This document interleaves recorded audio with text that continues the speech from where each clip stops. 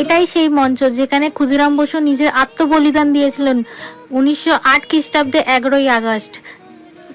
আজ চলে গেছিলাম আমি আর আমার বোন, গেছিলাম আলিপুর মিউজিয়াম। তো দেখুন, ঢুকতেই আমরা দেখলাম দীনেশ গুপ্ত যেখানে ছিলেন। অনেক মানুষ এসেছিলেন।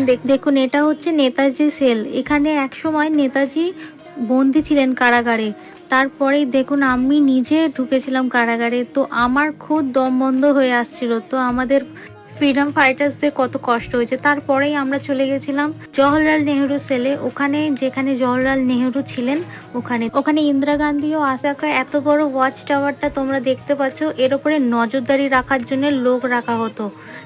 তারপরেই আমরা দেখতে চলে গেছিলাম নজরুল সেল। ওনার যত স্মৃতিগুলো ওখানে সব কিছু রাখা ছিল, আমরা খুব দেখছিলাম ওখানে। তারপরেই দেখলাম কারাগারে বন্দি জীবন কেমন ছিল। তো ওখানেই গিয়ে আমরা এইগুলো দেখলাম। দেখুন কত কষ্টের মধ্যে সব ছিলেন।